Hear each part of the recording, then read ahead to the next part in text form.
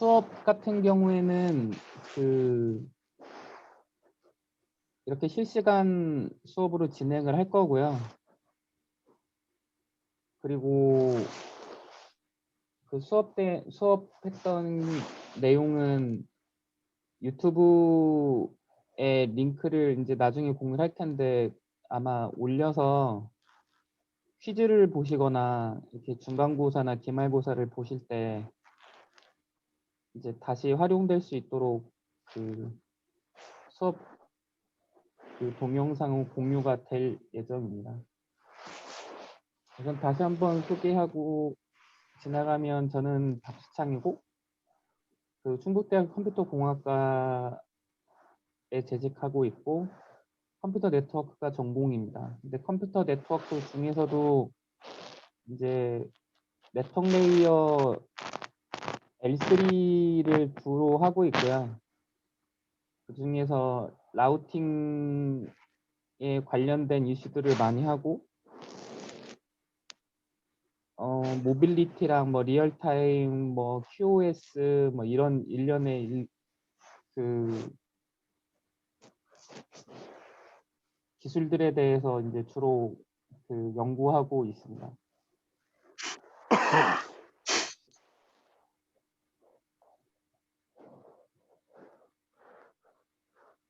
보통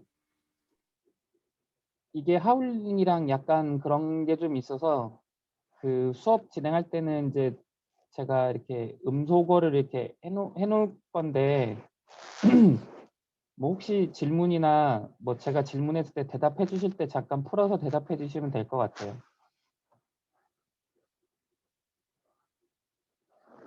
수업은 지금 이렇게 줌 회의로 진행을 할 거고 링크는 매번 똑같습니다. 그래서 오늘은 제가 문자로도 공지를 보냈는데 이제 그렇게 다시 그걸 뭐 안 왔다고 어떡하냐 이런 질문 안 하셔도 될 것 같아요. 그리고 수업 같은 경우에는 이케퍼스의 강의 자료 메뉴에 올릴 거고 주차별로 강의 자료가 올라가고 또 주차별로 과제가 이렇게 나가게 될 거고 퀴즈나 이런 것들을 이렇게 보게 되면 아마 그 플랫폼에서 활용을 할 수도 있고 아니면 온라인에서 뭐 네이버나 구글이나 이런 플랫폼을 통해서 진행을 할 수도 있습니다. 중간고사는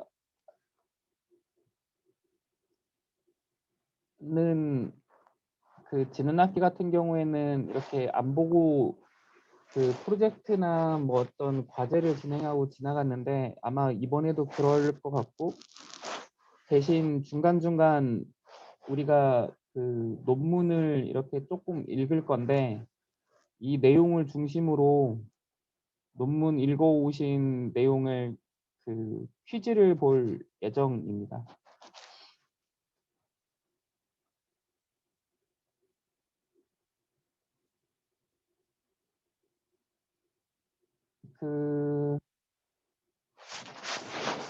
수업 강의 자료에 보면 제가 이제 몇 개 이렇게 책을 선정해서 이렇게 써놨는데 그게 온라인에서도 아마 이북 같은 거를 구할 수 있을 거예요. 그래서 그거를 보면은 좋겠고 뭐 논문 같은 경우에는 이제 그때그때 강의 자료나 과제를 올릴 때 제가 제공을 하도록 할 거예요. 그리고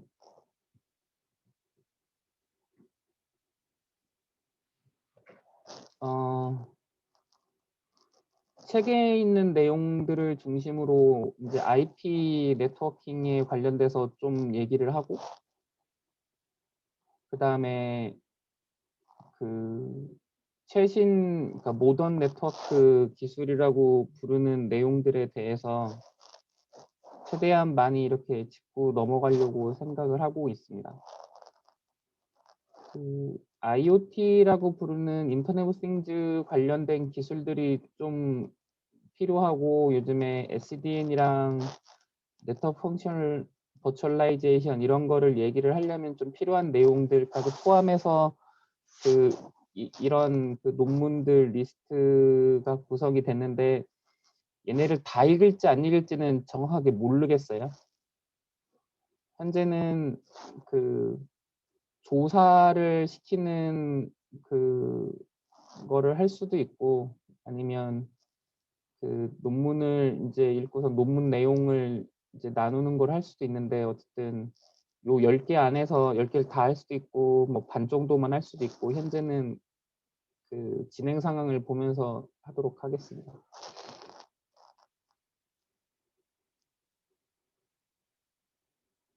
혹시 질문 있나요? 수업 진행에 관련해서.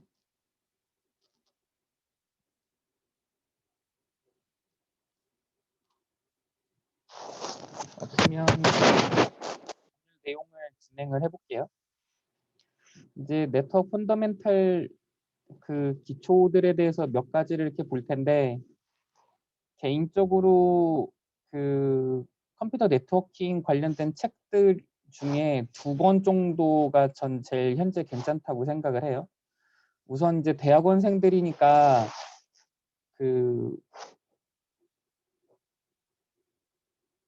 책이라고 부르는 게 어떻게 만들어지는지에 대해서 간단하게 얘기를 하면 그 우선 어느 분야가 사람들한테 이렇게 각광을 받게 되고 관심을 갖게 되면 논문이라는 거를 사람들이 쓰게 됩니다. 그래서 우리가 그 전공이 어쨌든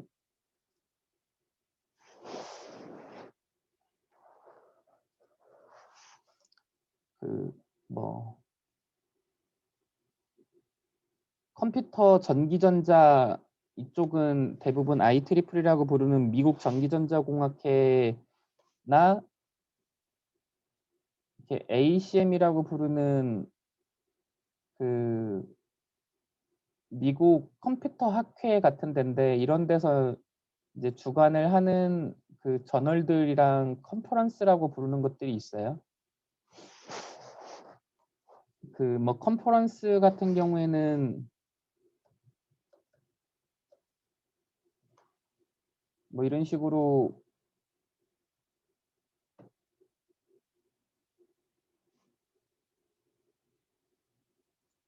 이렇게 어딘가에서 이렇게 개최가 되고 거기에 가서 거기에 논문을 이제 제출을 하고 여기네들이 자기네들이 어떤 논문에 관심이 있는지 이런 설명들이 이렇게 쭉 있거든요. 근데 그 중에 이제 그 콜퍼 페이퍼라고 부르는 게 논문을 어떻게 내달라 이제 뭐 이런 거예요. 그래서 자기에 맞는 분야 쪽으로 논문을 이렇게 제출을 해서 심사를 받고 합격을 하면 그 지금은 버추얼이라고 돼 있는데 원래는 몬트리올에서 열리기로 했었던 거겠죠. 지금 병행하고 있을 거예요. 코비드 19 때문에. 그래서 그 몬트리올이라고 부르는 베뉴에서 이제 개최를 하고 가서 사람들 앞에서 이제 발표를 하는 거예요. 컨퍼런스라고 부르는 거는 그래서 어느 장소에서 연구를 이렇게 사람들이 모여서 직접적으로 빨리빨리 나누는 거죠. 바로 디스커션도 하고 질문도 하고 이런 식으로 해서 아이디어를 빨리 공유하는 목적을 갖고 있습니다. 그 컨퍼런스라고 부르는 게 이제 역사적으로는 그 이제 뭐 아인슈타인 뭐 이런 사람들 얘기였던 것 같아요. 그 당시에 이제 뭐 양자 물리학 이런 것들 갖고 그 닐스 보어 뭐 이런 사람들이랑 그 확률적으로 얘기하는 사람들이랑 그 입자처럼 돼 있으니까 그 계산할 수 있다라고 생각하는 그 원자를 발견했던 사람들의 이 관념적인 충돌이 이렇게 있었는데 그때 당시에는 논문이라고 부르는 게 한 번 내면 한 3, 4년 걸리고 그 3, 4년 걸린 내용을 또 반박해서 논문을 내는데 또 2, 3년, 3, 4년 걸리고 하니까 너무 시간이 많이 걸리는 거죠. 그래서 좀 급한 주제나 굉장히 핫한 주제 같은 것들을 모여서 빨리 얘기를 해보자, 그런 식으로 이제 사람들이 고려를 해서 만든 게 이제 컨퍼런스 같은 거예요. 그래서 컨퍼런스라고 부르는 거는 짧게 써서 사람들이 빨리 만나갖고 상의를 하고 발표를 하고 하는 그런 주제였는, 그런 방식이었는데, 이제 ACM 얘는 왜 안 올라와?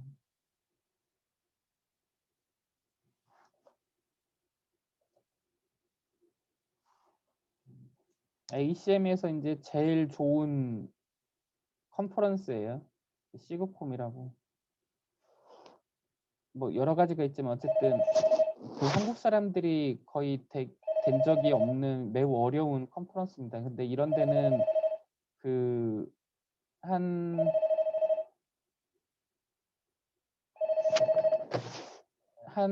그 12페이지 막 14페이지 이런 정도로 굉장히 그 긴 그 페이퍼를 내요. 그러니까 거의 저널 수준인 거죠.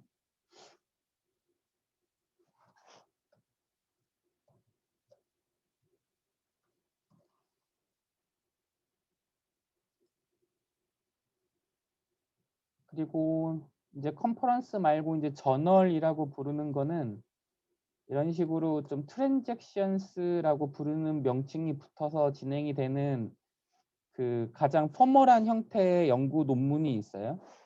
그래서 뭐 이제 우리 컴퓨터 전기전자 쪽에서는 뭐 이제 멀티미디어,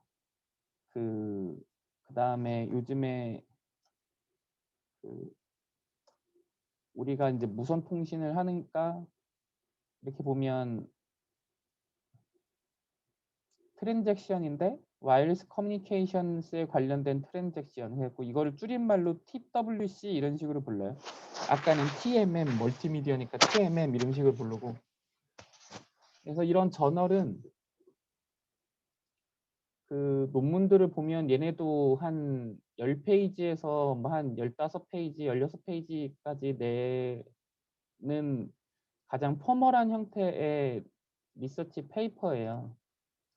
그래서 이 리서치 페이퍼가 이제 가장 자세하게 적고 그 상세하게 많은 그 실험 결과들이나 분석이나 이제 증명 이런 것들을 넣는 거죠. 근데 이렇게 긴 포멀한 형태의 저널 페이퍼랑 원래 이렇게 짧게 내는 컨퍼런스 페이퍼만 있었는데 이제 ACM에 있는 컨퍼런스는 이런 트랜잭션 수준의 그 페이퍼를 받고 이렇게 그 매우 좀 당첨되기도 어렵고 이제 뭐 그렇습니다. 그래서 보통은 ACM도 트랜잭션이 있어요.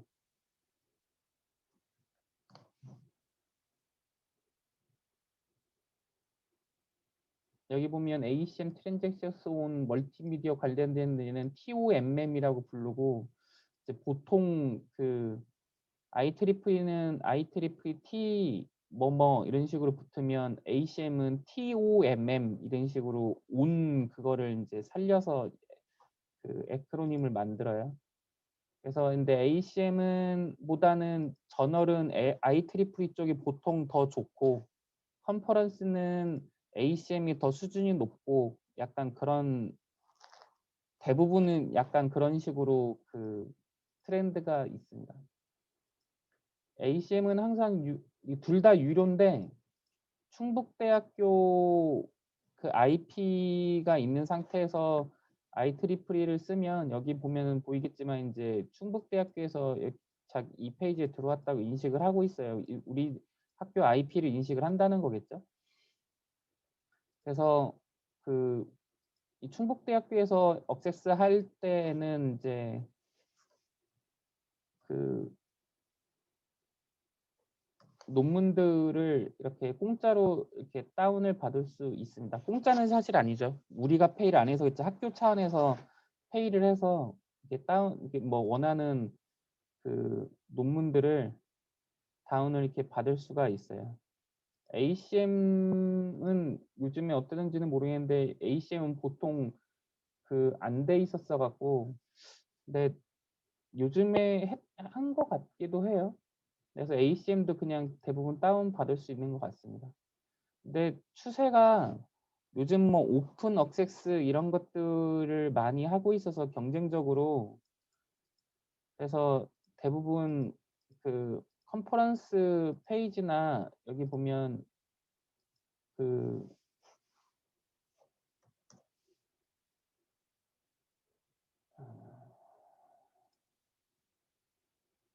이제 작년에 된 논문들이겠죠.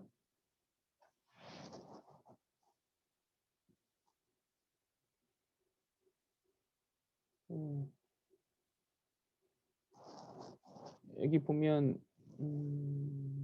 이렇게 페이퍼들을 이렇게 그 받을 수 있게끔 해놨어요, 공개를. 그리고 그 발표까지도 볼 수 있게끔 해놓은 것 같아요. 그래서 요즘에는 그냥 이렇게, 옛날에는 이런 거 다 돈 주고 들어가야 이렇게 볼 수 있었는데, 요즘에는 너무 많은 컨퍼런스들이랑 저널들이 생기고 막 그러면서 그 사람들이 그냥 공짜로 이렇게 볼 수 있게끔 만드는, 그 자기 연구가 사람들이 더 많이 이렇게 인식하게끔 만드는 그 형태로 이제 변했습니다. 그래갖고 요즘에는 대부분이 그냥 공짜로 이렇게 받을 수가 있어요. 그래서 관련된 그 연구나 이런 것들이 이렇게 보면 SDN 관련된 그 이슈가 필요하면 이제 이런 식으로 컴퓨터 학회나 아니면 전기전자공학회 이런 데에 이런 소사이어티나 이런 그 커뮤니티 또는 이제 컨퍼런스 이런 것들이 생성이 됩니다. 그래서 사람들이 이 주제를 갖고 논문을 열심히 모으는 거죠. 요즘에는 그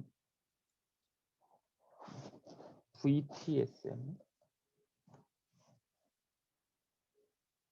VTC였나? VTC 말고 V 뭐였지? 그 새로 생긴 그 비큐러 커뮤니케이션 관련된 컨퍼런스가 새로 생겼어요. 그러니까 어쨌든 사람들이 그 관심 있는 그런 쪽으로 컨퍼런스나 이런 소사이어티나 커뮤니티 이런 것들이, 워킹 그룹 이런 것들이 만들어집니다. 그러면 논문을 이제 사람들이 내는 거죠. 그러다 보면 터닝 포인트가 되는 연구들이 있어요. 그런 논문들을 중심으로, 아 이건 되게 괜찮은 연구들이 막 브링업이 좀 되면 사람들이 이제 그것 갖다가 이제 공부를 하기 시작합니다. 그러면 그 연구를 반박을 하거나, 아니면 너 얘는 이런 걸 못했어요, 또는 이런 걸 빼먹었어요, 이러면서 이제 그 다음 논문들을 계속 제출을 하는 거죠, 사람들이. 그래서 와이어리스 센서 네트워크에서 그 리치라고 부르는 논문이 있었었는데,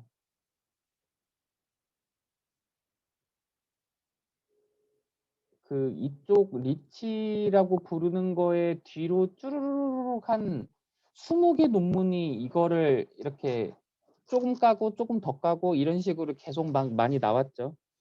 그러니까 리치라고 부르는 논문이 굉장히 괜찮은 프라블럼을 브링업을 했다는 거예요. 그래서 그 연구가 이런 식으로 진행이 되고, 사람들이 공부를 할 때 이제 그 남의 그 리서치 페이퍼를 보고선 연구를 하게 됩니다. 그러면 그 분야가 한 2, 3년, 뭐 빨리 진행되면 2, 3년, 한 4, 5년 진행이 되면 논문 연구들이 많이 진행이 됐고, 누가 좀 잘하는 사람들이 분야별로 이렇게 생기겠죠. 그리고 그 연구 분야에서도 이제 소 분야들이 막 이렇게 생기게 되는데,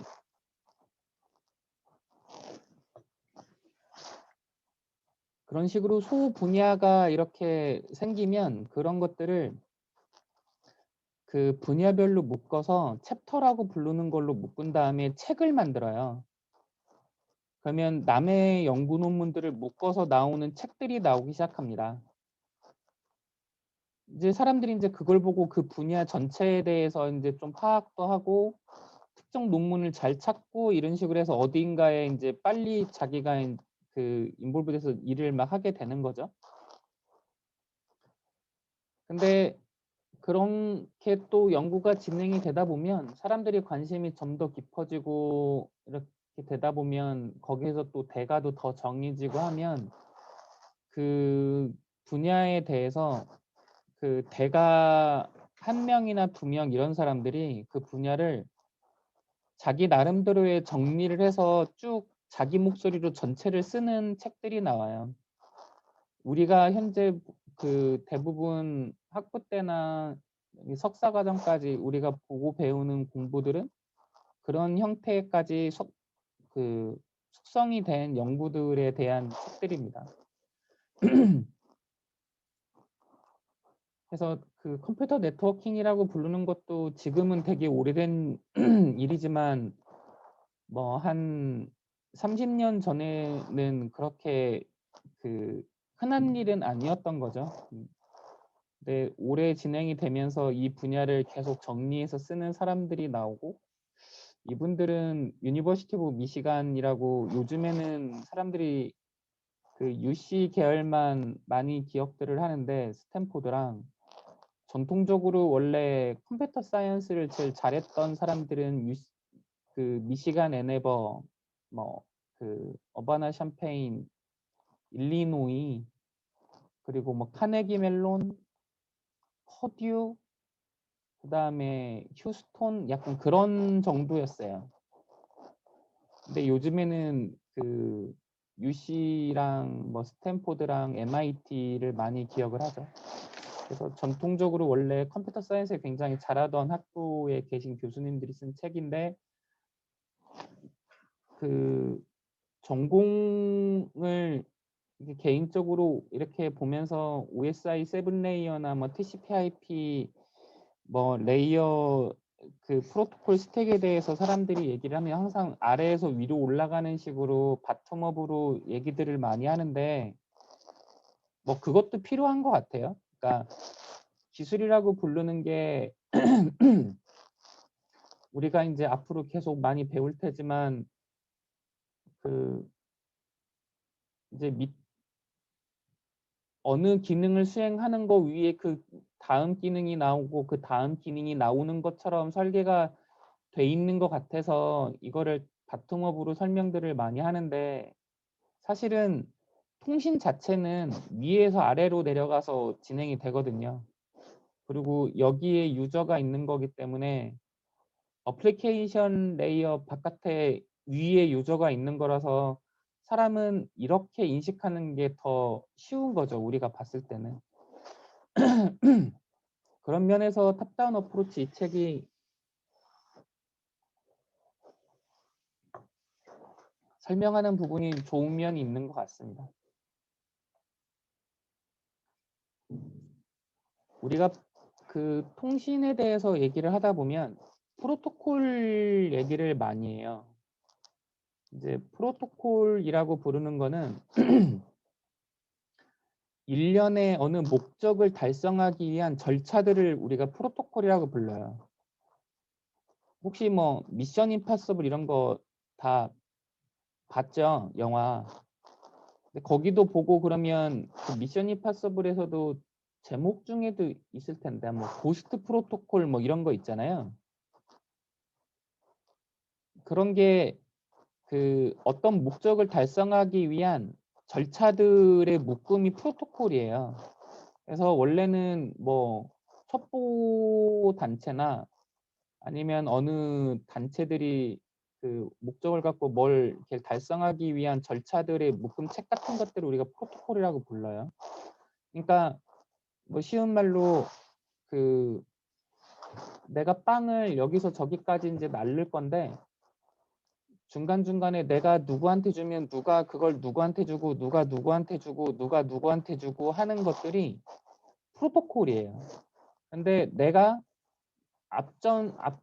줄 수 있는 한 명만 난 알면 되는 거지 그 뒤에 누가 있고 누가 있고 누가 누구한테 주는 건지를 몰라도 나는 내가 전달해야 되는 목적지까지 전달할 수 있게끔 체계가 잡혀 있는 것 자체가 이제 프로토콜인 거죠. 그래서 뭐 통신 규약 이런 식으로 부르는데 그냥 약속 같은 겁니다. 어떤 절차들의 약속.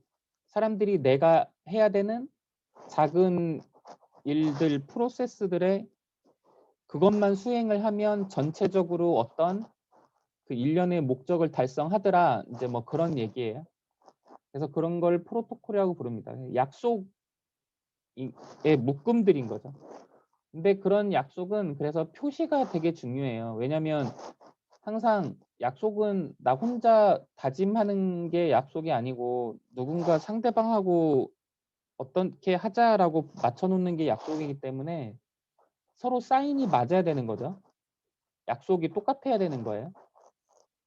이제 뭐 대학원생들이니까 좀 우아하게 얘기하면 코드가 맞아야 돼요. 그래서 코드가 맞아야 된다는 건 뭐냐면 이쪽의 데이터가 이쪽의 데이터 형태로 변환되는 거를 우리가 코드를 통해서 바꾼다고 하는 거거든요. 그래서 인코딩이라고 부르죠. 그러니까 뭐 우리가 지금 이렇게 말을 하는 것도 여러분들이 이렇게 그 내 목소리를 이렇게 들을 텐데 이게 궁극적으로 전달될 때는 0101 뭐 0 이런 식으로 이진수 바이너리 숫자로 이제 전달이 되는 거예요. 근데 내 목소리라고 부르는 게 어떻게 바이너리로 바뀔 거냐 하는 약속이 있겠죠. 근데 그런 것들이 다 인코딩 돼 있는 거, 코드북을 보고선 이제 보는 거죠. 그러니까 그거의 시작은 모스보 같은 거였어요. 텔레커뮤니케이션이라고 부르는 거의 응용의 시작이 이제 모스보 통신이었으니까. 이렇게 보면 그 뭐 이렇게 띠띠띠리 띠띠 이렇게 누르잖아요. 이제 그런 것들이 어떻게 누르면 0이고 어떻게 누르면 1이고 하는 건데 그 잡음 소리가 내가 누르는 어떤 행위로 내가 알고 있는 어느 그 A라고 부르는 걸 보내기 위한 잡음 소리를 내면 그거를 듣는 사람이 뭐라고 그 숫자를 다시 적어서 그거가 아 이거는 A야라고 인식을 하는 거잖아요.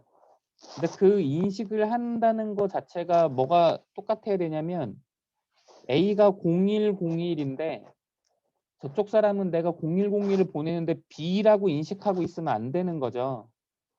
그래서 약속이 같아야 된다는 거예요. 그러니까 코드북을 똑같은 거를 갖고 있어야 된다는 거죠. 그래서 뭐 여기서 이제 뭐 써놨는데 이제 요 표시가 뭐 그렇다고 해요. 그 아시아권에서는 땡전으로 이제 표시가 되죠. 코인. 그 유럽이랑 노스 아메리카는 뭐 파지티브 오케이라고 하고 그 프랑스는 뭐 밸류어블하지 않다라고 하고 뭐 아프리카랑 미들이스트는 욕이라고 합니다. 이건 뭐 이제 안 만나봤으니까 정확한 잘 모르겠어요. 그래서 양쪽이 같은 코드북을 갖고 있다라고 하는 거는 프로토콜이 똑같다라고 우리가 말을 하는 거고 그런 인코딩 돼 있는 거를 코드북을 보고선 인코딩을 시키고 인코딩 돼 있는 거를 해석해서 디코딩이라는 우아한 말로 불러서 이해를 하고 그런 과정이 같은 어느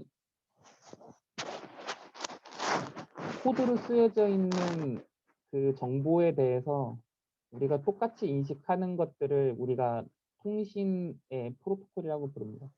근데 이거는 사실은 그 컴퓨터로 디지털 세계에서는 매우 흔한 일인 거예요. 모든 게 그렇죠. 우리가 그 컴퓨터잖아요. 우리가 쓰는 것들이. 근데 이런 스마트폰도 다 컴퓨터인데 이 스마트폰이라고 부르는 게 컴퓨터라면 쉬운 말로 컴퓨터니까 컴퓨터는 계산하는 애니까 계산이 돼야 된다는 건데 우리가 터치 스크린을 이렇게 터치하는 게 어떤 계산을 유발한다는 거는 이 터치라고 부르는 거를 인식하는 어느 약속의 표현 방법이 있고 그 터치를 했을 때 얻어지는 어느 표현 방법이 또 다른 언어의 숫자 표현 방법으로 표시가 되고 그런 약속들로 어떤 계산이 이루어져서 결국에는 뭐 화면에 불이 켜진다라고 부르는 리액션이 발생을 하는 거죠. 그런 것도 다 약속으로 돼 있는 거예요.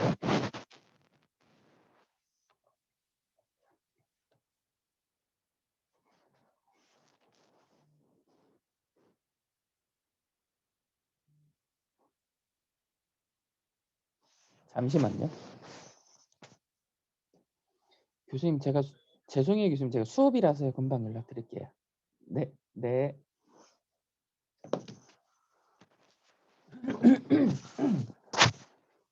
공사님 전화라 잠깐 받았어요. 미안합니다. 이 그림은 우리가 되게 잘 볼 필요가 있어요. 그러니까 우리가 결국에는 네트워크라고 부르는 통신 이런 것들을 커뮤니케이션 네트워크라고 부르는 거를 우리가 공부하는 이유는 우리가 현재 사용을 하고 있는 이런 PC 또는 이런 스마트폰 또는 노트북 이런 것들이 를 통해서 어떻게 우리가 사용하고 있는 뭐 네이버나 구글이나 이런 웹 서비스를 이용을 하든지 카카오톡이나 이런 걸 통해서 이렇게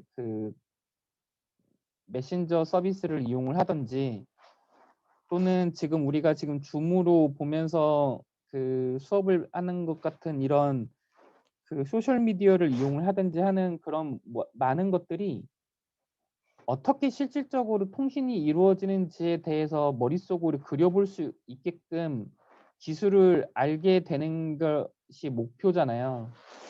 그래서 우리가 자동차 안에서 핸드폰을 쓰든 걸어다니면서 핸드폰을 쓰든 랩탑을 쓰든 뭐 컴퓨터를 쓰든 하면서 어떻게 멀리 있는 저런 네이버 서버나 이런 데랑 통신이 되는 건가 라고 부르는 거를 이해하기 위해서 우리가 이 수업을 이제 듣는 건 거죠.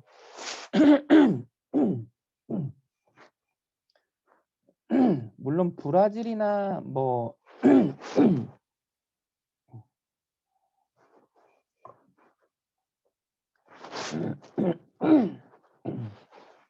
오늘 미세먼지가 진짜 안 좋은 것 같아요. 브라질이나 중국이나 이런 큰 나라들은 이렇게 기지국 간의 이제 연결들도 무선으로 하는 경우들이 있어요. 근데 그런 경우를 제외하고 모든 경우는 맨 끝에 단말이랑 억세스 포인트 또는 뭐 이노드비라고도 부르고 LTE부터는 하는 기지국이라고 부르는 것과 단말 간에만 와이어리스 커뮤니케이션을 하는 거고요. 나머지는 모두 와이어드 커뮤니케이션이에요. 현재는 인프라스트럭처가 있는 형태의 커뮤니케이션들은 이런 식으로 이루어져 있습니다. 그리고 와이어드 커뮤니케이션 인프라스트럭처는 코어망이라고 부르는 코어 네트워크라고 부르는 부분이 있고 거기에 이렇게 붙어서 사용자가 연결되게끔 지원되는 망들인 억세스 네트워크라고 부르는 접근망들이 있습니다.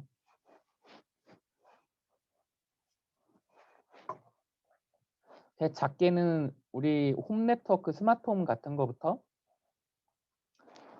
모바일 네트워크든 이동통신망 SKT 같은 거죠. 그다음에 엔터프라이즈 네트워크 같은 경우에는 이제 뭐 삼성이나 또는 이렇게 우리 충북대학교나 이런 좀 대단히 네트워크를 이렇게 부릅니다. 모두 다 억세스 네트워크예요. 이 억세스 네트워크가 코어 네트워크에 붙어서 상호 연결이 되고 억세스 네트워크 안에 존재하는 라우터라고 부르는 장비에 연결을 해서 전체적으로 통신이 이루어지게끔 돼 있습니다. 그래서 이런 것들이 어떤 식으로 이루어지는지, 그래서 코어망의 연결은 어떻게 되는지, 그리고 억세스망에서 이거를 그 하나의 도메인이라고 부르거든요. 또는 오토노머스 시스템이라고 해갖고 AES라고도 불러요. 그래서 이런 AES 또는 도메인 또는 그냥 네트워크 도메인이라고 부르는 요 하나의 그 단위에서 어떻게 네트워크 인프라스트럭처가 구성이 돼 있고 한 그런 것들에 대해서 우리가 배울 거죠. 그러면 결국에는 여기에 어떻게 연결이 붙고 얘네는 어떻게 연결이 되고 해서 전체적으로 엔드 투 엔드로는 어떻게 커뮤니케이션이 이루어지는지를 우리가 알게끔 되는 겁니다. 그래서 결국에는 이 노드와 이 노드 간의 그 연결이 궁극적으로 어떤 방식으로 이루어지는지에 대해서 공부를 하게 되는 거예요.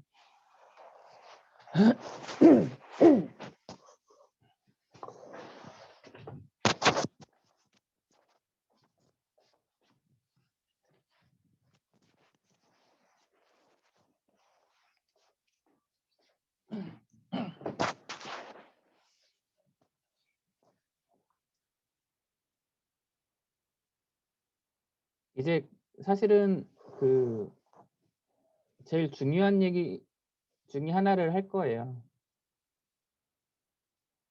그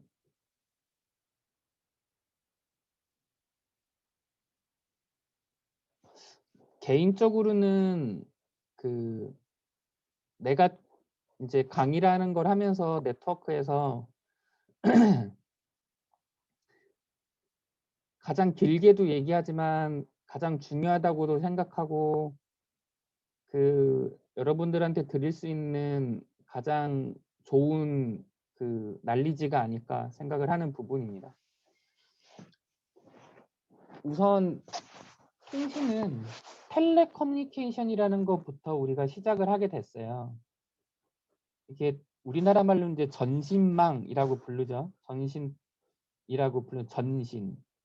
그 텔레커뮤니케이션 네트워크 이제 전신망 이런 식으로 부르는데 그런 텔레커뮤니케이션은 가장 처음에 나왔던 어플리케이션이 그 모스보호를 통한 전신 통신이었어요.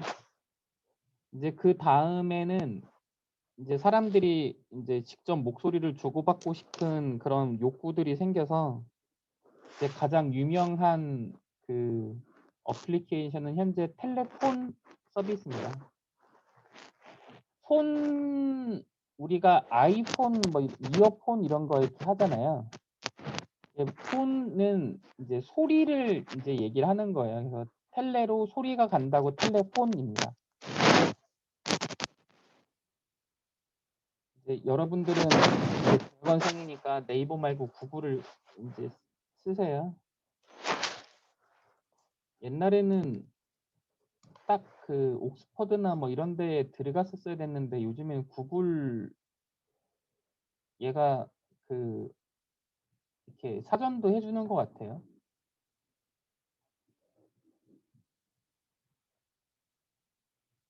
그래서 이어폰은 귀에 들리는 소리, 헤드폰은 머리에 들리는 소리 뭐 이런 거 같은 거죠.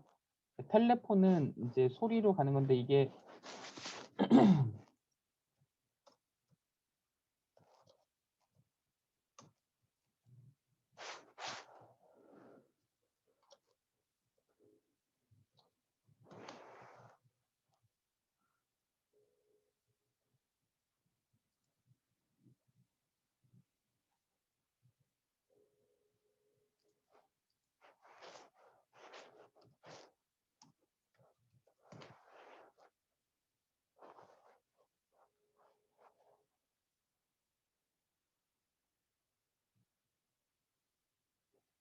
뭐 사운드 이런 식으로 이렇게 나오잖아요. 터밍, 논, 센스, 메이킹, 사운드.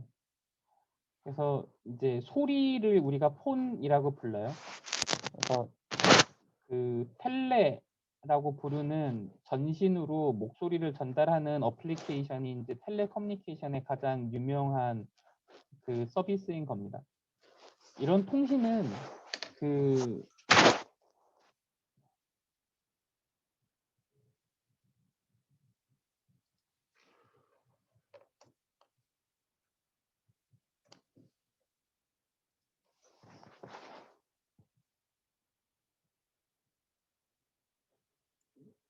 이런 식으로 사람들이 이렇게 선을 꼽는 그 방식에서 시작을 했어요. 그러니까 목소리라는 걸 전달을 하려면 이제 이쪽 사람이랑 이쪽 사람이랑 이제 반대편 사람이랑 직접적으로 전선이 연결됐어야 되는 거예요.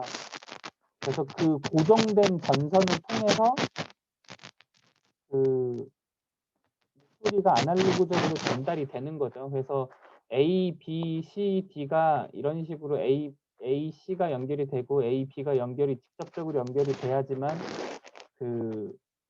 이제 통신을 할 수가 있었습니다. 근데 왜 이렇게 생겼냐? 근데 선을 직접 연결하면 좋은데 그러니까 너무 상호적으로 연결할 게 많아지니까 이거를 안 쓰고 말하기 되게 힘드네요. 잠깐만요.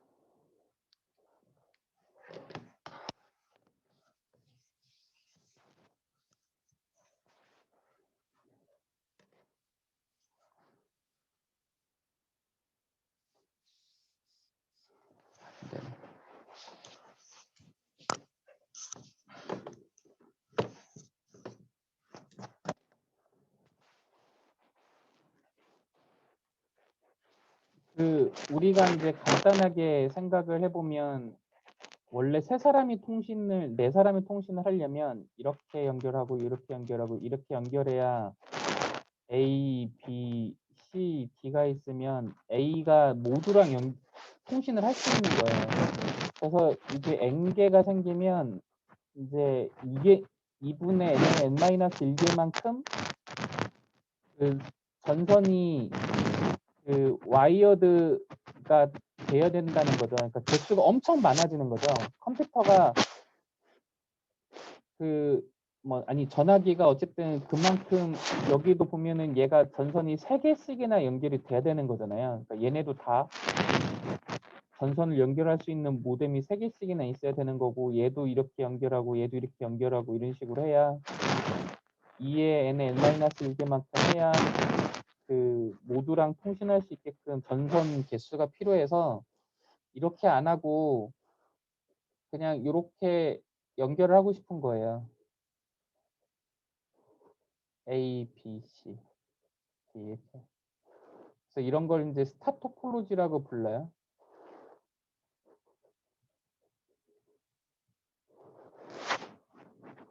이거는 메시 토폴로지라고 불러요. 그래서 이제 스타 토폴로지가 이제 현재 좋은 방식인 거죠. 그래서 이런 스타 토폴로지가 돼 있으면 여기서 이렇게 연결될지 이렇게 연결될지 이렇게 연결될지 이런 거를 정해줘야 돼요. 그래서 이거는 물리적으로 그런 게 정해지게끔 했던 것부터 시작이 됐던 거죠. 그래서 교환원이 있어서 이제 이런 일을 어디다 연결해 주세요 그러면 연결을 했던 겁니다. 이렇게 동네 처자들이 다 이 일을 했다고 해요. 근데 나중에 이제 정전식 교환기로 이제 바뀌는데 우리나라에서 이제 제일 잘한 일 중에 하나가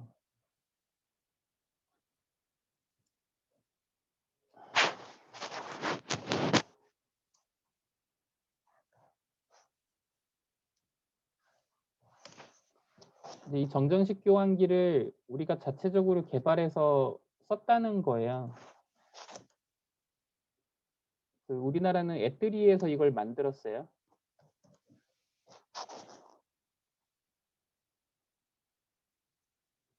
그림이 안 나와요. 지금도 애뜨리에 전화를 걸면 이거 개발했던 이게 TDMS인가 뭐 약간 이름이 그런데 그 이름을 먼저 얘기해요. 애들이가 한 일 중에 제일 자랑스러운 일 중에 하나예요. 그게 보통 어떤 식으로 하냐면 장비를 싸게 팔고 부품을 비싸게 팔아요. 그러니까 종속성이 생긴 다음에는 못 바꾸는 거죠. 그러니까 부품을 비싸게 팔아서 이득을 남기는데 이제 초기 투자가 좀 필요해도 어쨌든 기술 독립을 해서 우리는 우리 자체 교환기를 갖게끔 됐습니다. 그래서 우리는 자체 교환기도 갖고 있었고 이제 오토바이도 없었고 이제 뭐 그런 좋은 시절을 이제 보내게 된 거죠. 어쨌든 이런 직접 선이 이렇게 연결되는 거를 우리가 우리나라 말로 뭐라고 부르냐면 회선이라고 불러요. 그래서 회선 연결해 주세요. 뭐 이렇게 얘기하는 거죠. 그래고 사람들이 막 오래 살다가 전화기가 이제 나왔던 이제 제일 처음 개발됐던 나라가 이제 뭐 미국, 독일 뭐 이런 데 좀 미국에서 상용화가 제일 먼저 됐으니까. 근데 제일 처음에 이제 개발됐던 나라는 그래서 아까 여자가 이렇게 전선 끼워주면 이제 A랑 B랑 통신을 할 수 있는 거잖아요. 근데 전선을 끼워줘야지만 통신을 할 수 있는 거고, 근데 여기서 보듯이 A랑 B랑 이렇게 연결을 해서 쓰면 얘네는 이렇게 못 쓰는 경우가 발생을 하는 거예요. 그러니까 D가 B랑 연결을 못하고 뭐 이제 A랑 B랑 연결을 하고 있으면 C는 A랑 연결을 못하고 뭐 이런 거죠. 그러니까 이런 연결을 해주는 걸 회선이라고 부르는데 회선 사용료가 필요했던 거죠. 얘네들이 독점해서 쓰니까. 그래서 그런 거를 우리가 전화비라고 이제 하면서 돈을 냈는데, 그래서 미국은 얘한테 이렇게 전선을 끼워 주자마자부터 돈을 내요.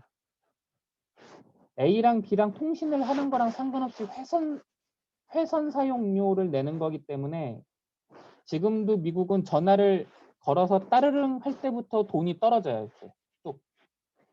이제 이 서비스를 처음 만든 사람들이니까 이제 이런 식으로 한 거죠. 근데 나중에 이런 것들이 보편화되고 실제 사용자들이 사용료의 개념으로 통화료의 개념으로 내기 시작한 나라들은 상대방이 받아야지만 돈이 떨어지게끔 돼 있습니다. 어쨌든 이런 걸 우리가 회선이라고 부르고 물리적으로 연결이 돼야지만 통화가 가능했어요. 텔레폰 서비스가 가능했습니다. 그래서 이거를 텔레커뮤니케이션을 위한 회선, 그러니까 영어로는 서킷이라고 불러요. 그래서 서킷이라고 부르는 거를 연결을 해야지만 그 당사자들 간의 음성통화 텔레폰 서비스를 사용할 수가 있었습니다. 이게 통신의 시작인 거죠.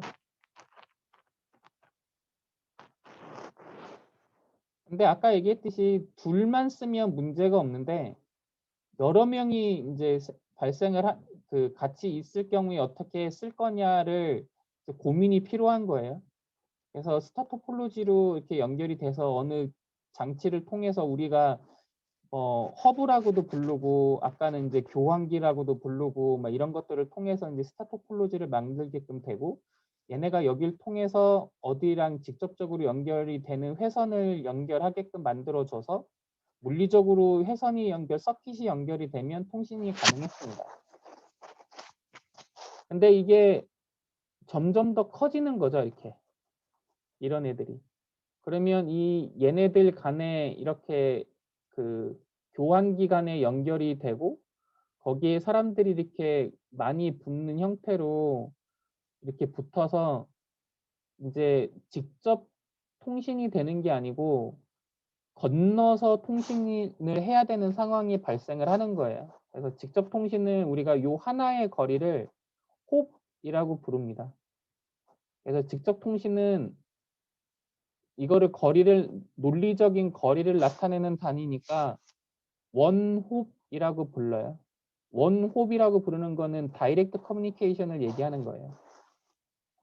근데 건너 하는 통신은 직접 통신이 안 되는 거잖아요. 내가 이쪽 기지국 또는 억세스 포인트 또는 교환기 스위치에 붙어 있으면 이 스위치가 다른 스위치랑 연결이 돼 있어서 그 스위치에 붙어 있는 그 유저랑 통신을 할 수 있는 거기 때문에 원홉, 뭐 3홉 통신 같은 게 이루어지게 됩니다. 그러니까 멀티홉 커뮤니케이션이 되는 거예요.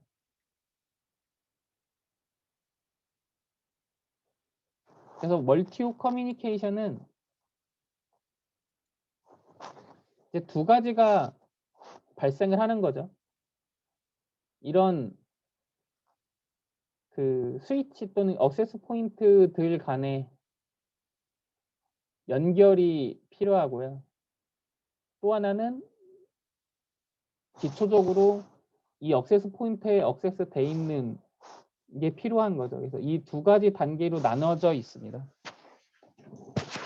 근데 이 두 가지로 나뉘어 있든 뭐 직접 통신을 해서 여기 있는 애들끼리 이렇게 통신을 하게끔 되었든 이 그 서킷 회선 통신 방식 서킷 통신은 서킷이 에스타블리시가 돼야 되는 거예요.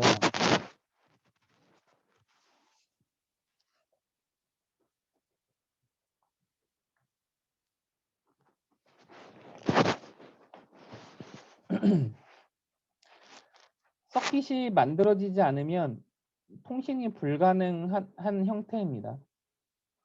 근데 서킷이 만들어진다는 건 뭐냐면 전용 익스클루시브한 라인이 생긴다는 거거든요. 이 얘기는 뭐냐면 A랑 B랑 통화할 때는 A랑 B랑만 통화하는 거예요. 요 서킷을 통해서. 그래서 여기에 A랑 B 말고 다른 사람이 없어요. 이게 서킷 통신의 가장 큰 특징입니다. 그래서 A가 B랑 통신할 수 있는 이 서킷이 형성만 되면 원옵이든 멀티옵이든 형성이 되면 A랑 B랑은 그냥 통신하면 돼요.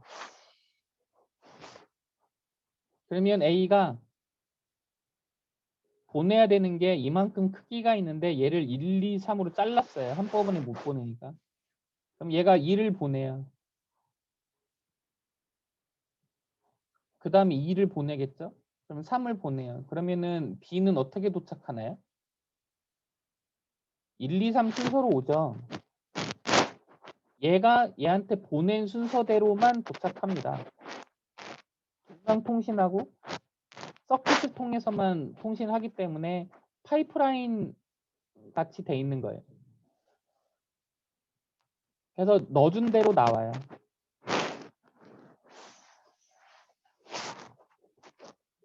그리고 또 하나 특징이 뭐냐면 얘가 보내는데 B 말고 없어요.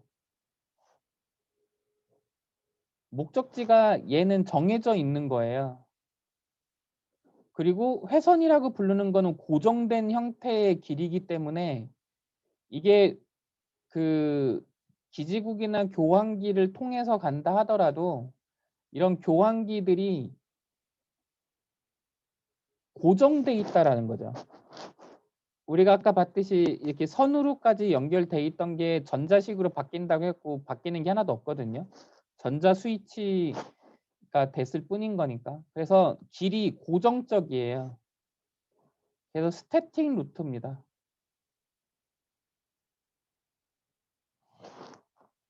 그래서 길이 고정돼 있어요. 그러니까 얘가 B한테 보내려면 누구 통해서 가면 되는 거예요, 그냥. 그래서 보낸 대로 받고 간단하게 보낼 수 있죠. 목적지가 누구고 보내는 애가 누구고 하는 이런 정보들이 매우 간단합니다. 서킷이 고정돼 있기 때문에. 그리고 그 고정된 길상에서 릴라이빌리티, 신뢰성은 얘가 요 한 칸만 잘 보내면 되고 한번 볼게요.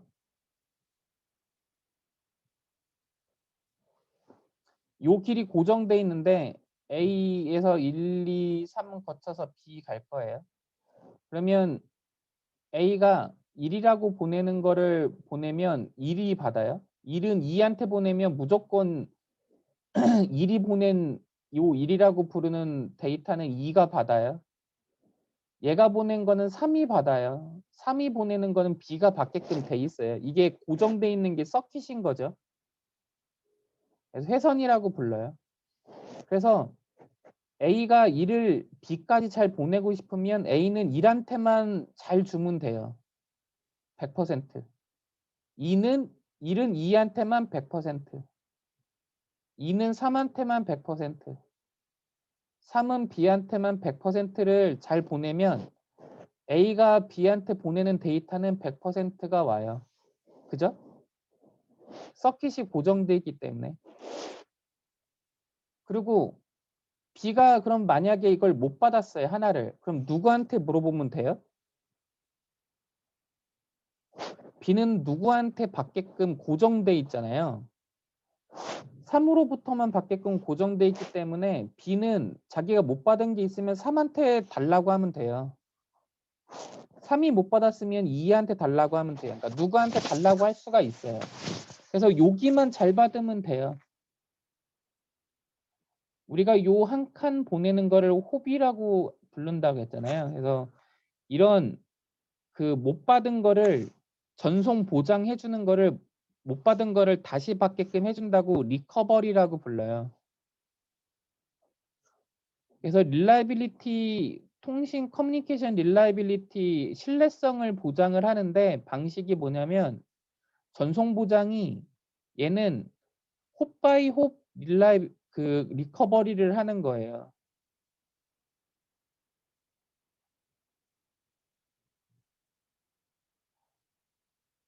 왜냐면 서킷을 통해서 통신이 이루어지니까.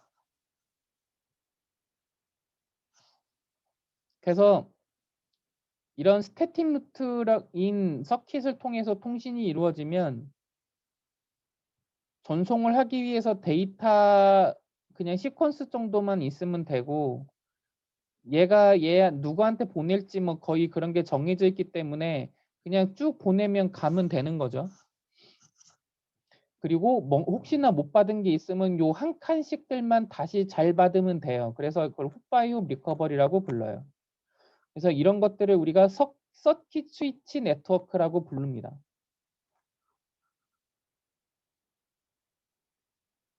참 편하고 좋죠.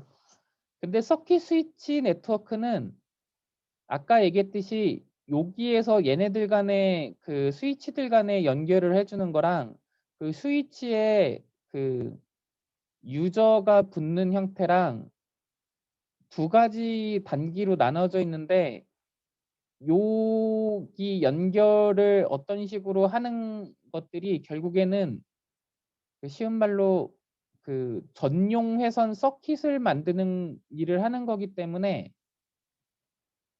유저가 이렇게 많아지면 유저가 여기가 100개가 있고 얘가 100개가 있으면 요 안에 100개들을 연결하는 회선이 만들어져야 된다는 거예요. 서킷이 안 만들어지면 통신을 못 하니까. 이게 뭐 100개 정도 될 때까지만도 됐었죠. 근데 이게 몇십만 개 이러면 곱하기로 늘잖아요. 그래서 너무 많아지는 거예요. 그래서 얘네들이 일을 못 해요. 그래서 우리가 이제 여담을 잠깐 얘기하면 통신에서의 정의인데 어빌리티는 다 아시죠? 뭘 할 수 있는 능력 그런 거예요. 근데 통신에서는 모바일 어빌리티가 있어요. 이동함에도 불구하고 할 수 있는 능력. 근데 통신은 뭘 하는 거예요? 통신하는 거죠. 그래서 이동함에도 불구하고 통신할 수 있는 능력이 모빌리티예요. 로봇이나 이런 데서의 모빌리티는 실질적으로 얘가 걸어 다닐 수 있는 능력이에요. 근데 통신에서의 모빌리티는 유저가 이동함에도 불구하고 통신할 수 있는 능력이에요. 잊으면 안 돼요. 릴라이빌리티, 신뢰성, 뭐에 관련된 신뢰성이냐? 통신하는 거에 대한 신뢰성이죠. 스케일, 어빌리티가 있어요. 이동함에도 통신할 수 있는 능력. 스케일러빌리티는 스케일이 변해도, 그러니까 스케일이라고 부르는 거는 유저의 개수고 인프라스트럭처에 참여하는 노드들의 컴포넌트들의 개수, 그런 것들이 스케일인데, 이게 유저가 엄청 많아져도 통신이 가능한 걸, 엄청 줄어도 통신이 가능한 거, 이런 것들 우리가 스케일러빌리티라고 불러요. 스케일이 변해도 통신이 가능한 거. 근데 서킷 스위치 네트워크는 명수 유저가 너무 많아지면 여기에 그 전용 회선인 익스클루시브한 서킷을 너무 많이 컨스트럭션을 해야 돼 갖고 얘가 스케일러빌리티 문제가 있어요. 이 복잡도 때문에 누가 누구랑 통신을 하려면 여기서 10분 기다려야 돼. 내가 누구한테 전화를 걸었는데 내가 네이버에 날씨를 확인하든지 메일을 확인해야 되는데 지금 누르면 10분 뒤에 연결이 돼. 이러면 누가 써요? 안 쓰죠. 그래서 너무 여기서 많은 회선을 만들어줘야 되고 관리를 해야 되니까 느려져 갖고 못 써요.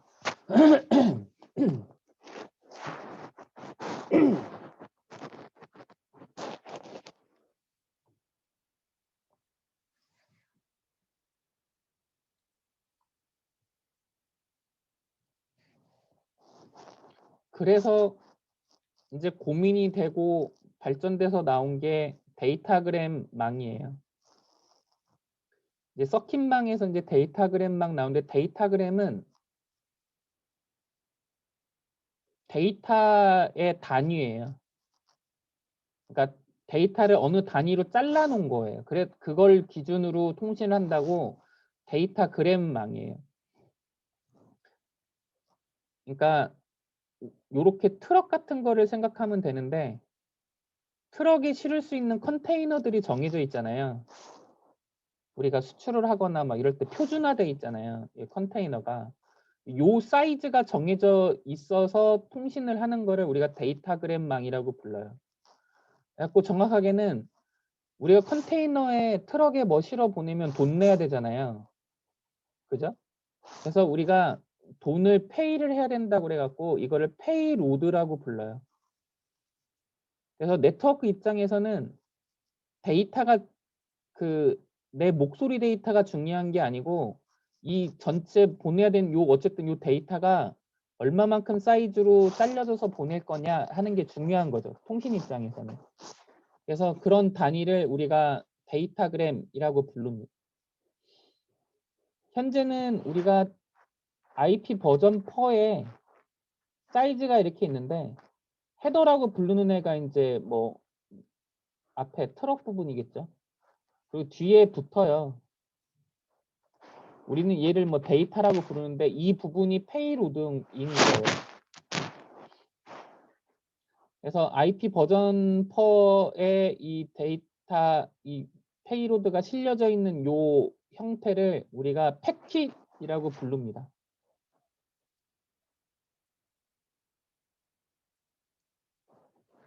그래서 그런 걸 우리가 패킷 스위치망이라고 이제 패킷 스위치 네트워크라고 이제 부르는 거죠. 근데 서킷 스위치망은 서킷이 있어야 돼요. 익스클루시브한 라인이 있다는 거죠.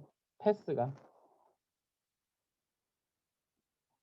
근데 이렇게 이 특징 때문에 아까 얘기했듯이 데이터를 보낼 때 간단한 시퀀스 넘버만으로 보내도 되고 대략적으로 옆에 있는 애만 누군지만 알고 보내도 되고 그래서 리커버리를 홉바이홉으로 그 로스 리커버리를 하고 한 특징을 갖는 장점을 갖는 게 이제 서킷 스위치망이었는데 복잡도가 높아지면 이런 그 서킷을 만드는 게 어려워져서 이제 스케일러빌리티 프로블럼이 있어갖고 얘를 해결하기 위해서 나온 게 이제 데이터그램망이라고 얘기를 했잖아요. 그래서 그런 걸 우리가 패킷 스위치드 네트워크라고 부릅니다. 그러면 뭘 바꿔야 되냐면 이런 익스클루시브한 그 전용 회선이 있으면 안 되는 거예요. 엔드 투 엔드로. 여기서의 end는 end 유저인 거죠. 이런 end 노드들 간에 전용 라인이 있으면 안 되는 거예요. 전용 라인이 아니면 전용의 반대는 범용이잖아요.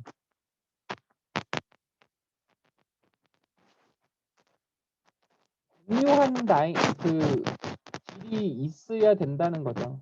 그래서 그런 공유하는 길을 만들어 주는 거를 이제 TCP/IP라고 부르는 프로토콜 스택으로 하는데 정확하게는 IP 라우팅이라고 부르는 방식을 통해서 범용 라인을 만들어요. 그러니까 얘는 누구랑 어떻게 가야 되는 건 어디로 보낼 수 있고 누구는 어디로 가는 건 어떻게 보내고 어떻게 보내고 하는 것들을 계속 이렇게 관리하고 있다라는 거죠. 그래서 미리 누가 어디로 보낼 수 있고 그러면 나는 누구한테 보내야 돼 이런 것들을 다 알고 있다라는 거예요. 얘네가. 그리고 그 길을 다 라인들 패스 루트들을 다 설정을 해놨다는 거죠. 라우팅 기술을 통해서. 그래서 여기가 이미 셋업 돼 있는 거에 붙어서 그냥 데이터만 보내면 아 그런 범용 라인들을 통해서 이제 가질 수 있게끔 되는 거예요. 그러면 A도 B도 C한테 이렇게 보낼 거면 이제 다른 길을 통해서 이제 비슷한 부분이 있겠지만 이렇게 연결이 돼서 C한테 한꺼번에 보낼 수가 있는 거죠. C는 받아서 B가 보내는지 A가 보내는지 이런 것들을 분류해 갖고 한꺼번에 받아도 이제 분류를 할 수 있는 거겠죠. 그래서 여러 명이 한꺼번에 통신을 할 수 있게끔 하는 범용 해상들을 만들어 놓고 그걸 활용하는 게 패킷 스위치 네트워크입니다. 아까 얘기했던 서킷 스위치는 A가 B한테 따르릉 하게끔 한다는 거에서 시작을 했잖아요. 그래서 통신이 필요할 때 그런 걸 우리가 온디맨드 하다고 해요. 요구가 있을 때 서킷 먼저 만들어요. 그럼 리액티브 한 거예요. 온디맨드하게 요구가 있을 때 서킷을 컨피규레이션을 하니까 리액티브하게 컨피규레이션을 하는 거예요. 근데 패킷 스위치 네트워크는 요구가 있든 없든 항상 온돼 있는 거예요. 서비스 온. 비지 웨이팅 하는 거죠. 누가 쓰든 안 쓰든 항상 셋업이 돼 있어야 되는 거예요. 그쵸? 모든 사람이 통신할 수 있는 상황이 계속 셋업이 계속 돼 있어야 되는 거예요. 그래서 서비스 항상 온돼 있는 거고 그런 거 우리가 비지 웨이팅이라고 불러요. 그래서 네트워크 서비스가 되는 거죠. 여기서. 그래서 얘는 프로액티브해요. 미리 만들어 놔야 돼요. 프로는 미리 하는 거니까. 리는 그때그때 하는 거죠. 그래서 온디맨드로 리액티브하게 하는 게 이제 서킷 스위치망이고 항상 프로액티브하게 온돼 있게끔 해주는 것이 이제 패킷 스위치 네트워크입니다.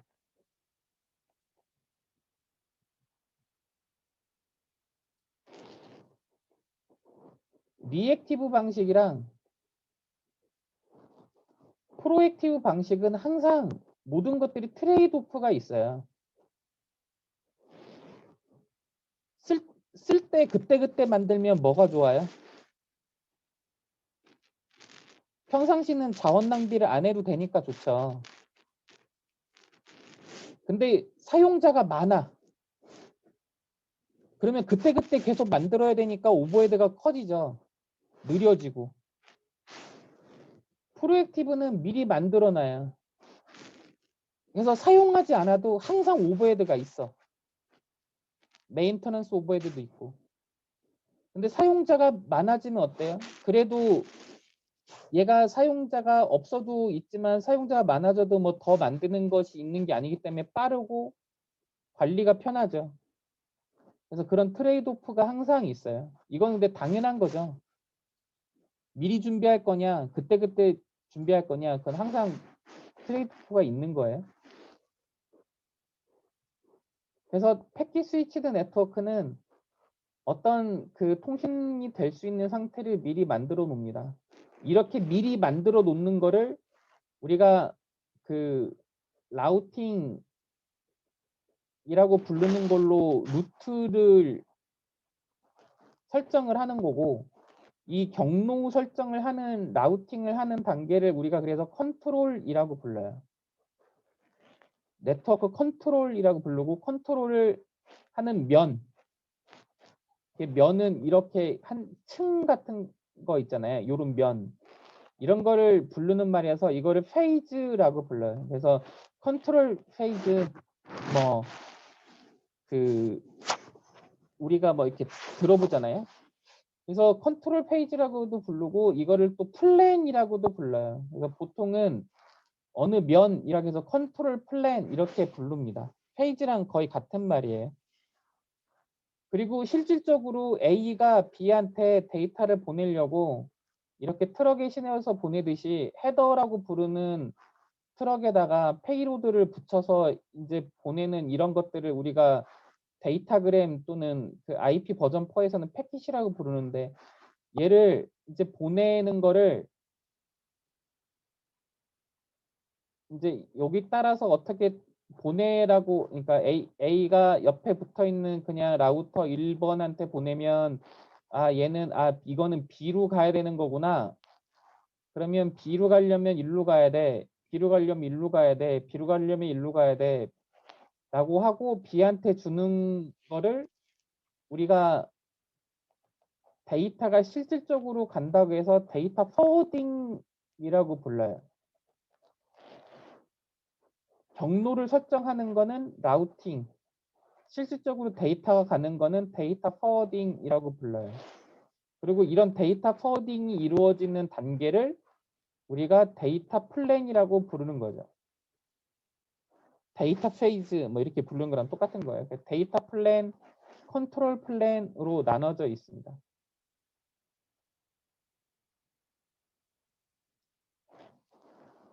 어떻게 만드냐? 이제 그거는 우리가 나중에 공부를 해야죠. 라우팅에 대해서 이 시간에 배워야 되는 거니까. 어떻게 보내냐? 또 이제 우리가 배워야 돼요. 그래서 어쨌든 그런 것들을 우리가 IP 네트워킹이라고 부르는 거에 대해서 이제 나중에 상세하게 배울 거고, 어쨌든 그 데이터그램망은 패킷 스위치 네트워크인데 보낼 수 있는 그 경로 설정을 다 해놓고 거기에 여러 명이 이렇게 연결돼 있어서 그 보내야 되는 데이터를 헤더가 끌어가는 그 요 패킷이라고 부르는 거에 페이로드 부분에 실어서 보내는 거를 우리가 데이터그램망이라고 부르는 겁니다. 헤더는 어디로 가야 되냐라고 부르는 데스티네이션이랑 누가 보냈나라고 하는 소스 부분에 주소가 이제 적혀 있어요. 이제 주소는 이제 우리가 어드레스라고 부르죠. 이제 어드레스라고 부르는 거는 그 네이밍 방식 중에 하나예요. 그러니까 네이밍이라고 부르는 거는 하나 이상 두 개가 있으면 얘는 1번, 2번 또는 왼쪽 거, 오른쪽 거 우리가 구분을 해줘야 되잖아요. 그래서 그 두 개 이상이 되는 애들을 구분해 주려고 그 표준화된 어느 방식들을 우리가 네이밍이라고 불러요.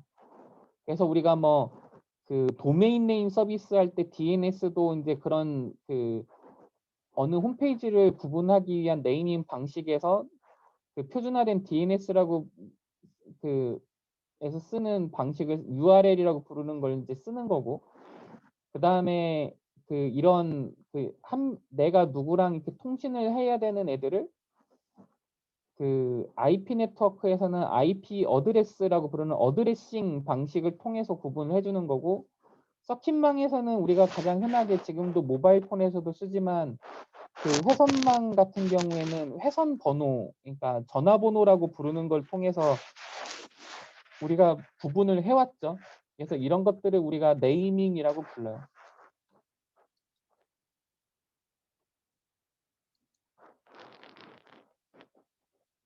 그래서 헤더에는 그 패킷 스위치망은 어쨌든 지금 TCP/IP밖에 없으니까 TCP/IP의 IP의 어드레스 양식을 따르는, 정확하게는 IP 버전 4의 어드레스 양식을 따르는 그 데스티네이션 주소 어드레스, 그다음에 소스 어드레스를 중심으로 한 여러 정보들이 있지만 이게 기본이죠. 그래서 여기에 이제 페이로드 부분의 데이터를 싣고선 보내면 A가 B한테 보낸다라고 부르는 거에 1번 데이터 뭐 이런 식으로 해서 보내면 이거는 B로 가야 된대, B로 가야 된대 이런 식으로 오고, 여기가 뭐 C가 연결돼 있을 때 C가 B한테 보내는 데이터를 이렇게 보내면 B로 가야 된대라고 해서 오면 뭐 A로부터 오네, C로부터 오네가 이제 1번 뭐 이런 식으로 이제 데이터가 이제 분류가 되겠죠. 근데 여기서 그 보내지는 경로는 얘가 지금 요 길이 막히면 이렇게 돌아서도 가고, 이렇게 그 경로가 다이나믹하다, 동적이다 이렇게 부르는 거기 때문에 그때그때 바뀔 수가 있어서 얘가 B한테 1, 2, 3 보냈다고 1, 2, 3이 오지 않아요. 1, 3, 2 이런 식으로 그 받을 수 있고, 그래서 얘는 소팅이 돼서 오는 게 아니라서 받은 다음에 시퀀스 넘버에 따라서 소팅을 해줘야 되는 특징이 있어요. 그리고 그 얘기는 뭐냐면 요 컴퓨터 B가 얘한테 받을지 얘한테 받을지 얘한테 받을지는 모르는 거죠. 얘도 얘한테 받을지 얘한테 받을지 누구한테 받을지를 모르는 거고, 그래서 가장 중요한 건데 이제 스토어 앤 포워드 방식을 우리가 통해서 데이터를 전달을 하는 게 그 TCP/IP에서의 기본이에요. 처음에 받으면 스토어를 하고 포워딩을 이제 보내는데, 그러고 나서 지워요. 정확하게는 스토어 포워드 딜리트를 하는 거죠. 얘네는 얘가 갖고 있어요. 이렇게 캐싱이라고 해갖고, 그래서 얘가 얘한테 요청해서 받게끔 이런 그 기술을 씁니다. 근데 이제 얘네 같은 경우에는 이건 전용 라인이니까 전용 라인이 살아있을 때는 캐싱을 하면 되는 거죠. 이 회선을 끊으면 이제 그때 여기 있는 그 캐싱돼 있는 데이터를 지우면 되는 거니까. 근데 범용 라인은 얘네가 데이터를 다 저장하고 있을 수가 없는 거예요. 그래서 나중에는 스토어 앤 포워드 같은 경우에는 라우팅 테이블을 봐야 되니까 이런 일을 하는데, 나중에 나가면 다 지웁니다. 버퍼에서 빠지면 없어지는 데이터인 거예요. 그래서 얘한테 물어봐서 뭔가를 데이터를 다시 못 받은 거를 3번이 오고 2가 안 왔을 때 2를 요청해서 받을 수가 없어요. 그러니까 두 가지 이유인데, 누구로부터 오는지 정해져 있지 않기 때문에도 그렇고, 얘가 그걸 저장하고 있지 않기 때문에도 그래요. 그러면 이 데이터는 여기 안에서는 아무도 저장하고 있지 않고 있고, 얘 입장에서 누가 갖고 있는지 보장을 못하기 때문에 보장되는 애는 얘밖에 없는 거죠. 그럼 B는 A로부터 데이터를 못 받으면 누구한테 요청해요? 이렇게 A한테 직접 요청해요. 여기서는 그래서 홉 바이 홉으로 그 로스 리커버리를 했으면, 그 데이터그램망 패킷 스위치망에서는 얘가 무언가를 못 받으면 B도 엔드 유저, 이쪽 A도 엔드 유저. 그래서 엔드가 엔드한테 요청을 해야 되는 거예요. 여기 있는 애들한테 요청을 못 하는 거니까. 그래서 엔드 투 엔드 로스 리커버리 방식을 씁니다. 그래서 얘는 엔드 투 엔드 리커버리를 해요. 이게 그 데이터그램망의 특징이에요. 그래서 순서대로 오지도 않고 시퀀셜하게 오지 않고, 로스가 발생을 하면 로스 리커버리는 직접적으로 엔드 보낸 애한테 요청을 해야 되고, 엔드 투 엔드로. 이런 특징을 갖는 게 그 패킷 스위칭망의 특징입니다. 그래서 TCP가 전송 보장을 하는 기술인데 A가 네이버 서버로부터 어떤 비디오 스트리밍을 받는데 그 잘 받으려면 못 받으면 얘는 얘한테 요청해서 다시 받아야 되는 거죠. 그래서 엔드 투 엔드로 로스 리커버리를 하게끔 돼 있습니다.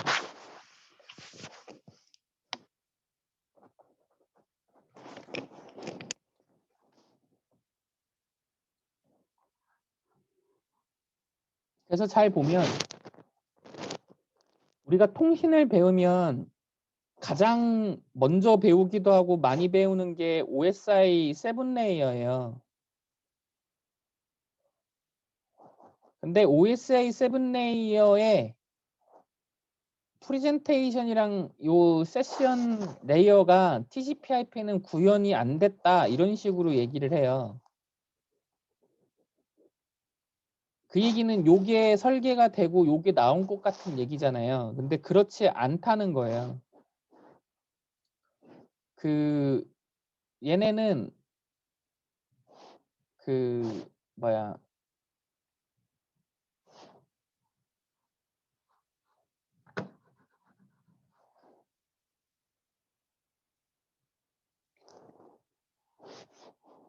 얘네는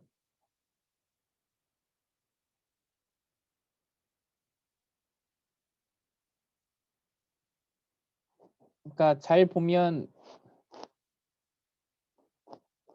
서킷망에서는 네트워크가 이루어지는데 네트워크는 멀티옵이잖아요.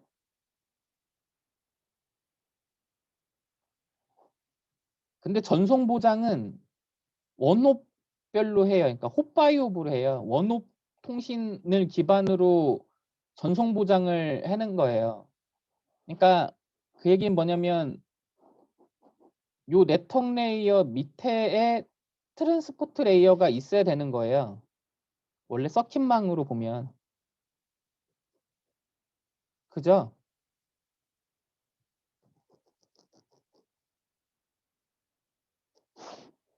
그러니까 OSI 7 레이어는 서킷 네트워크, 서킷 스위치드 망을 이제 그 못 대변한다는 거예요. 쉬운 말로. 근데 왜 OSI 7 레이어 먼저 배우냐? 그건 잘 모르겠어요. 어쨌든 TCP/IP는 미국에서 만들어졌고 OSI 7 레이어는 영국에서 만들어졌어요. 그러니까 유럽에서 만들었어요. 설계를 했어요. ISO라고 부르는 데서. 그래서 결국에는 서킷 스위치드 네트워크가 그 패킷 스위치드 네트워크로 이렇게 발전돼서 오면서 TCP/IP라고 부르는 게 먼저 설계가 되고 발전돼 왔는데 이런 식으로 그 스케일러빌리티를 해결하면서 가려면 이런 것들이 설계가 필요하겠네 하면서 얘를 보고 만든 게 OSI 7 레이어예요. 그래서 TCP/IP가 OSI 7 레이어를 설계돼 있는 설계 항목들을 보고 뭔가를 빼고선 설계가 된 게 아니고 TCP/IP가 먼저 만들어지고선 그것들을 보고선 설계하는 사람들이 그냥 가상으로 이런 것들이 있어야 된다라고 묶어서 그 리퀘어먼트 표준 같은 거를 이렇게 만들었다는 거죠. 그래서 전후 관계를 우리가 잘 모르는데 TCP/IP가 먼저다. 그리고 그렇기 때문에 OSI 7 레이어는 서킷 네트워크를 대변할 수가 없어요. 왜냐면 태생적으로 서킷 네트워크는 홉 바이 홉으로 로스 리커버리를 하게끔 돼 있어요. 그러니까 서킷이 만들어지고 나면 그 뭐야 그 상에서 이제 통신이 다 이루어지는 거고 서킷은 어쨌든 여러 홉의 연결이긴 하지만 한홉 통신이 가장 중요한 걸로 돼 있기 때문에 그 한홉을 잘 보내는 보장으로 돼 있어요. 우리가 알고 있는 그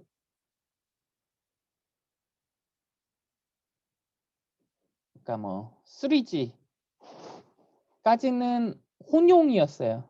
모바일 네트워크에서도 서킷 네트워크랑 이제 뒤에 맨 이제 바깥에 쪽 이렇게 구름으로 이렇게 안에가 안 보인다고 구름으로 대부분 표시를 하거든요. 그 네트워크 도메인들을 구름으로 표시가 돼 있으면 바깥에 코어 네트워크에 그 연결되는 부분 쪽은 이제 요 코어망이 TCP/IP망이니까 여기서도 이제 비슷하게 데이터그램망처럼 돼 있고 내부는 서킷망이고 막 이랬던 건데 이제 4G LTE로 가고 그 뭐야 모두 다 IP 기반으로 통신되게끔 내부가 이제 바뀌면서 이제 여기가 다 얘네도 이제 바뀐 거죠. 물론 그 서킷처럼 이제 또 엔드도 이제 이루어져 있기는 해요. 그리고 가장 최근까지 이제 쓰였던 그 기술인 그 비동기 전송 방식이라고 부르는 에이싱크로너스 트랜스포터 모드라고 부르는 그 ATM망이 이제 가장 최근까지 쓰였던 서킷 스위치드 네트워크예요. 사실은 현재도 그러니까 우리나라 인천공항이 이제 벌써 이제 만들어진 지 20년이 됐으니까 이제 최근이 아닌데 어쨌든 인천공항이 그 모델로 삼아서 만든 공항이 책나콕 공항이에요. 홍콩에 있는 책나콕인데 그 홍콩 책나콕 공항은 그 이제 요 부분은 여전히 ATM으로 돼 있어요. 여기서 이제 나가는 게 이제 코어망에 붙겠죠. 이제 요 코어망은 없는 게 됐으니까. 그래서 ATM망은 여전히 쓰이는 데들이 있다. 그리고 서킷망이 갖는 장점들이 많잖아요. 통신 자체는 고속통신이에요. 왜냐면 아까 얘기했듯이 간단하게 시퀀스 넘버만 있고 요 전용 회선 서킷으로 그냥 쭉 보내기만 하면 알아서 그냥 잘 도착하는 거라서 소팅할 필요도 없고 얘네가 누가 누구한테 보내는지 다 정해져 있는 상태에서 보내니까 복잡하게 통신할 필요가 없죠. 누구한테 받으면 누구한테 주기만 하면 되는 거예요. 그러니까 매우 빠르죠.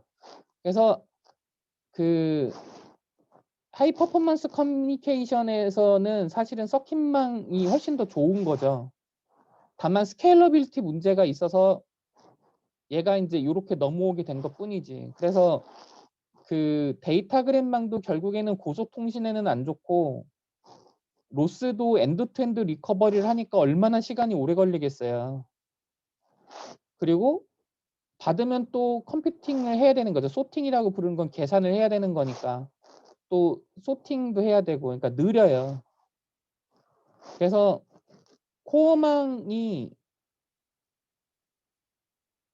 그 이런 그 하이스피드 커뮤니케이션 뭐 하이스피드 뭐 라우팅 이런 것들을 지원하기 위해서 ATM의 기술들을 이제 많이 갖고 와서 여기다 이제 해놓고 있는 것들이 있어요. 그래서 그 이제 MPLS 이런 것들은 2.5 레이어라고도 부르기도 하고 2 레이어 통신이라고도 부르기도 하는데 어쨌든 얘네는 L3에서 통신이 이루어지지 않고 코어망에서 굉장히 고속 통신이 이루어지기 위해서 꼭 전용 회선망처럼 서킷망처럼 통신이 이루어져요. 그래서 그런 기술들을 우리가 MPLS라고 불러요.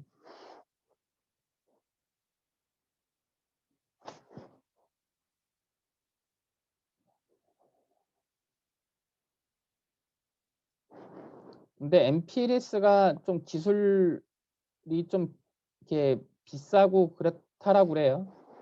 그래서 요즘에는 소프트웨어 디파인드 네트워킹 SDN이라고 부르는 이게 이제 기술들이 그 L2 정도 스위치가 있는 상태에서의 그 센트럴라이즈된 그 망 관리를 해주는 기술들이 있는데 SDN 그 이런 컨셉을 갖고 와서 SD-WAN이라고 부르는 기술이 이런 고속통신을 지원하는 기술로 요즘에 많이 대두가 되고 있습니다. 우리는 이제 MPLS도 이제 볼 거고 SD-WAN도 볼 거고 ATM망도 이제 기술을 볼 거예요.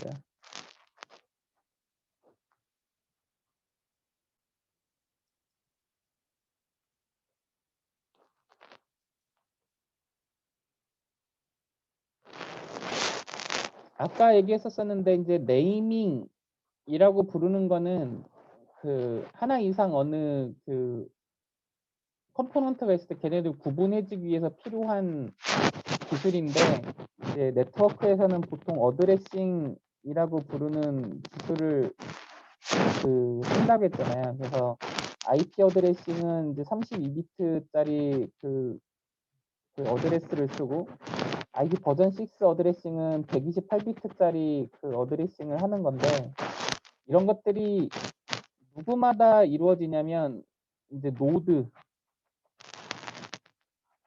디바이스별로 이런 어드레싱이 이루어져 왔어요. 그래서 이런 것들이 갖는 좀 문제점이나 한계나 이런 것들 때문에 요즘에는 네임드 데이터 네트워킹이라고 부르는 것들이 나오고 있어요. 그래서 NDN이라고 불러요. 그래서 네임드 데이터, 그러니까 데이터에다가 네이밍을 하는 거예요. 잠시만요. 네, 박사입니다. 재성이었어요. 수업인데 좀 이따가 저도 좀 주세요.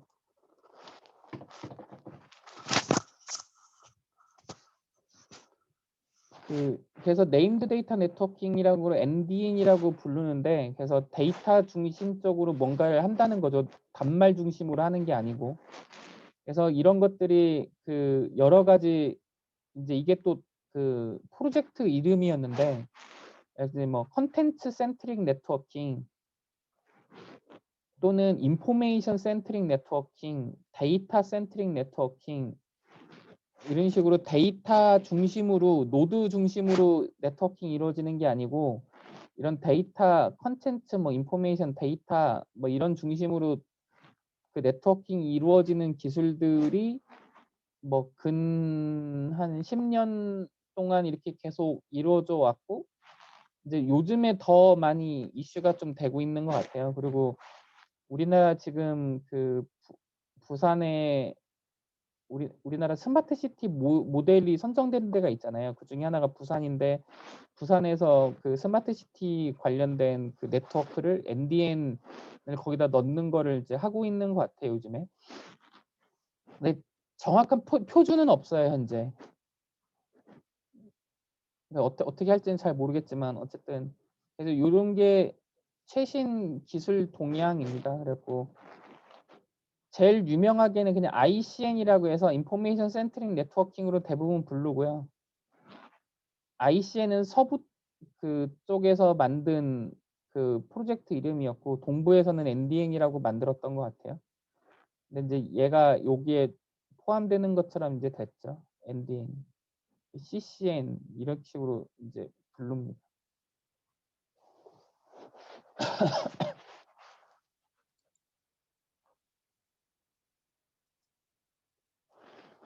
우리가 오늘은 간략하게 통신에 대해서 쭉 설명을 했고 이제 가장 중요한 좀 그 네트워킹의 역사적으로 어떻게 그 기술이 발전돼 왔는데 걔네가 크게 어떤 부류가 있고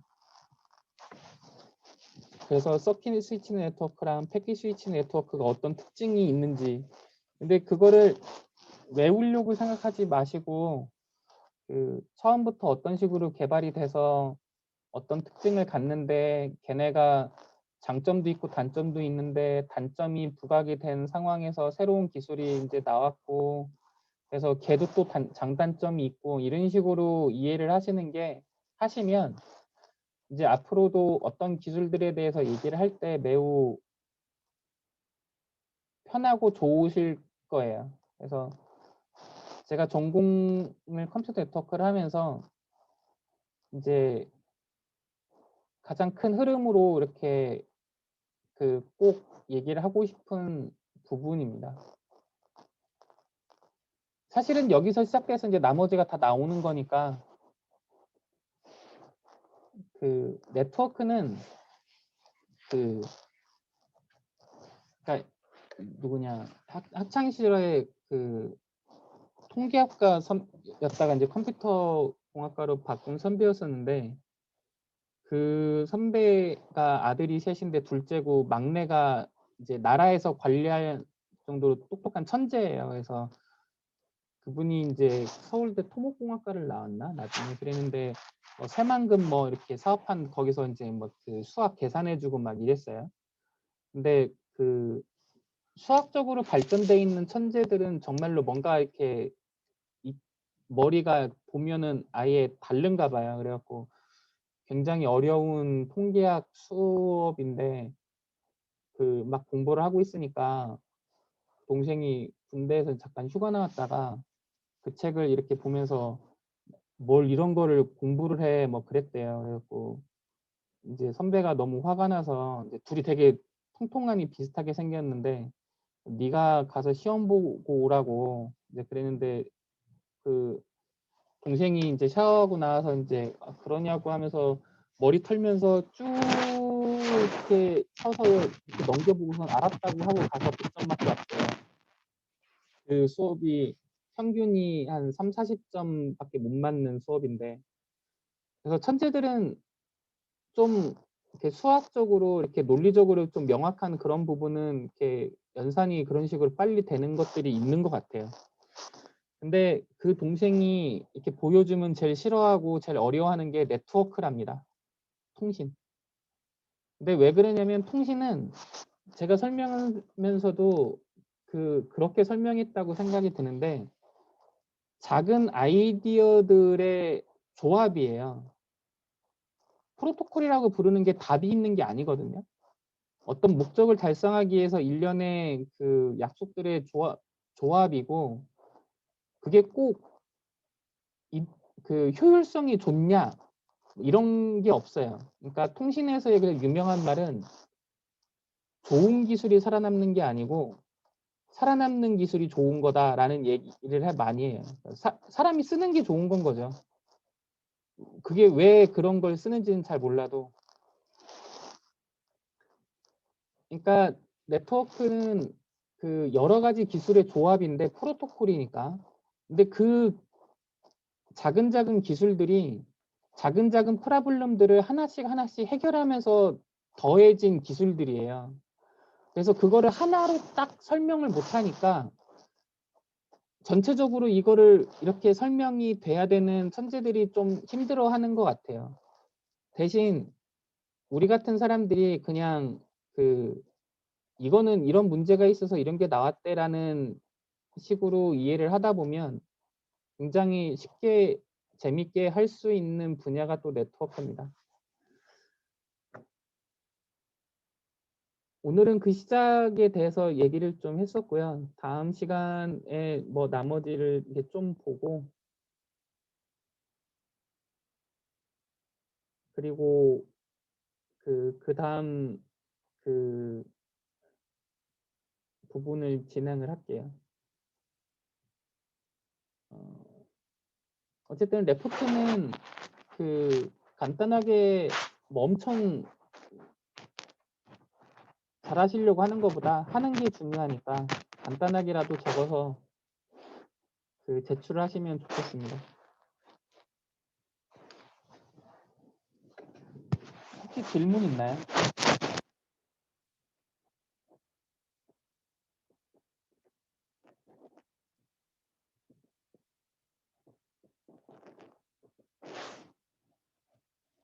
없으면 마치겠습니다.